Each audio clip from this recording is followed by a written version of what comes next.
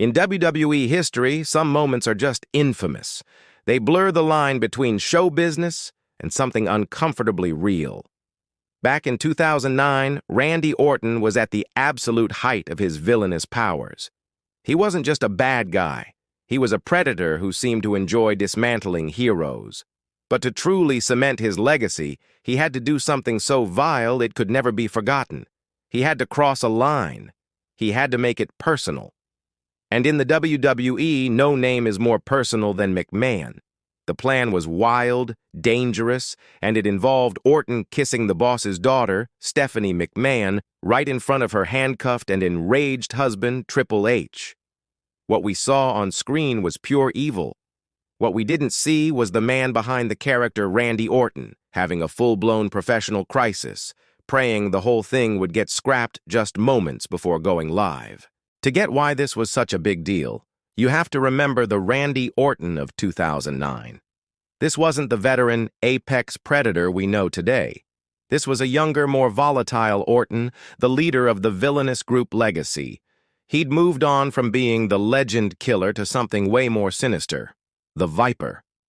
His entire character was built on psychological warfare and sudden brutal attacks.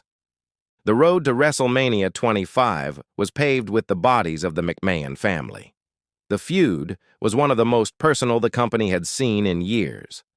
It started when Orton punted the patriarch, Vince McMahon, square in the head. That brought out Vince's son, Shane, looking for payback. He got systematically dismantled and punted, too. With the McMahon men out of the picture, only Stephanie was left. She was an on-screen authority figure, but more importantly, she was the wife of Orton's real target, the WWE champion, Triple H. The story was that Orton was destroying Triple H's family to get inside his head. Each attack was a calculated chess move. But the final move, the checkmate, had to be more than just physical. It had to be a violation. An act so personal and despicable, it would create a level of hatred rarely seen, even in pro wrestling. And then the idea was born. Orton wouldn't just attack Stephanie, he'd kiss her as she lay unconscious, forcing her helpless husband to watch. The most awkward rehearsal in WWE history. For any performer, the line between character and self can get blurry. For Randy Orton, this segment wasn't just another day at work. It was a tightrope walk over a canyon of pressure.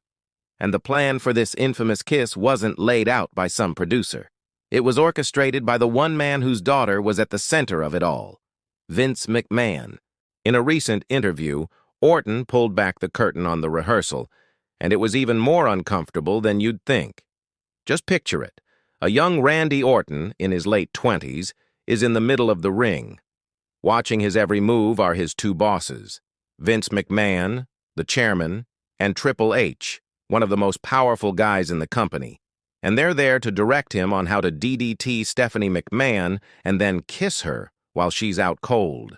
Orton called the situation awkward as hell. He explained that Vince was obsessed with every little detail.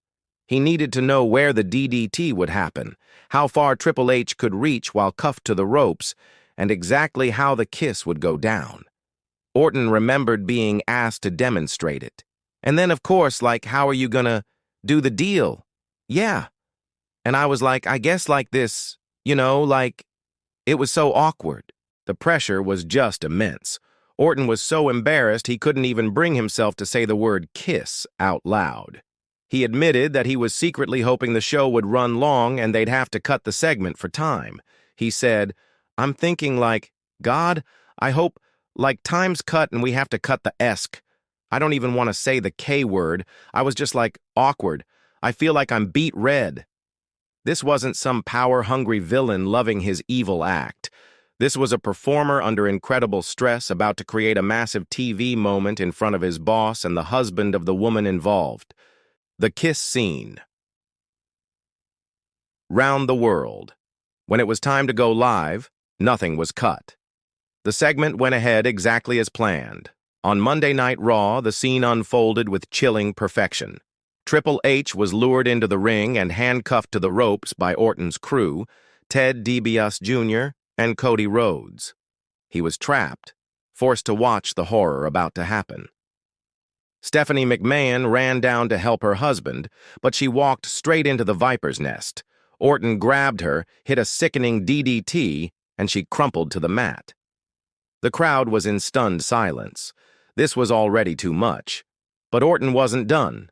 He loomed over Stephanie's body, a predatory look in his eyes. He leaned down, and as Triple H screamed in helpless rage, Orton kissed her. It wasn't a romantic kiss. It was an act of pure domination and disrespect. The camera zoomed in on Triple H's face, twisted in fury. He thrashed against the cuffs, but it was useless. The act instantly cemented Orton as the most hated man in wrestling. The fan reaction was visceral. It was such a masterclass in getting real heat that even today, stars like Damian Priest call it by far the wildest thing and the most villainous moment they'd ever seen in WWE. This moment has been viewed over 300 million times on YouTube, making it one of the most watched clips in WWE history. It just proves that the moments that make us that uncomfortable are the ones we never forget. But what about the man at the center of it all? What happened to Randy Orton when the camera stopped rolling? We'll get into that right after you take a moment to like this video and subscribe for more stories that uncover the truth behind WWE's biggest moments. The backstage fallout and the career on the brink. So, let's get to the big question. Did this kiss really almost cost Randy Orton his job? While there's no record of Vince or Triple H threatening to fire him, the career-threatening consequences were very real, just not in the way you'd think. The crisis for Orton was a personal one, born from the insane professional pressure he was under. Let's be clear. Pulling off a segment this sensitive, in front of the people it directly involves, is a high-wire act with no safety net. If Orton had messed up, if he'd been unprofessional, if the moment came off as silly instead of terrifying, or worse, if he had actually hurt Stephanie McMahon, his career could have been dead in the water. The trust that Vince McMahon and Triple H put in him was monumental. Breaking that trust would have been career suicide. To his credit, Triple H was a total professional. Orton has said that while he was panicking on the inside, Triple H understood the bigger picture.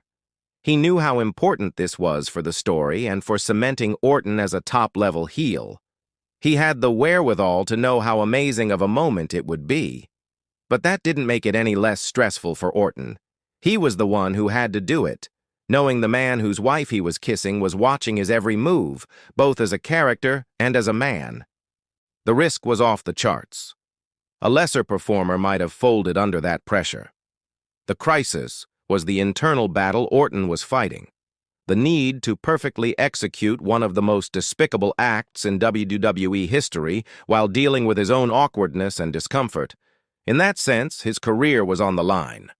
One wrong move, and the trust he'd spent years building with the most powerful people in the industry could have vanished. In the immediate aftermath, the story came to a head at WrestleMania 25. In what many fans still see as a bizarre booking decision, Triple H beat Randy Orton, getting his revenge and keeping the WWE Championship. For a lot of people, this killed the incredible momentum Orton had built. The message seemed to be that, in the end, nobody really gets one over on the McMahon family. But the legacy of the kiss went way beyond that one match. Despite the anxiety it caused him, Randy Orton now admits how critical that moment was for his career. It didn't get him fired. It cemented his spot in the main event for years. It proved he was willing to do whatever it took to tell a great story and make fans genuinely hate him. In wrestling, you can't buy that kind of commitment. The kiss became a defining moment for the Viper, a benchmark for villainy that we still talk about today. It was a TV moment that created a very real crisis of confidence for the performer, but by navigating it perfectly, Randy Orton cemented his legacy. He proved he could handle the highest stakes imaginable, both on camera and off. He may have hoped the segment would be canceled, but pulling it off guaranteed his place in WWE history. So, while Randy Orton was never actually handed a pink slip, that infamous kiss was a true make-or-break moment. It was a massive risk that pushed the boundaries of comfort, professionalism, and storytelling. It was a scripted act with very real pressure and consequences that could have shattered the trust between a wrestler and his bosses. Instead, it became one of the most iconic heel moments of all time, proving that sometimes the moments that almost break you are the ones that make you a legend. What do you think? Was the segment one of the greatest heel moments ever, or did it go too far? Let us know in the comments below, and don't forget to hit that bell icon so you never miss another deep dive into wrestling history.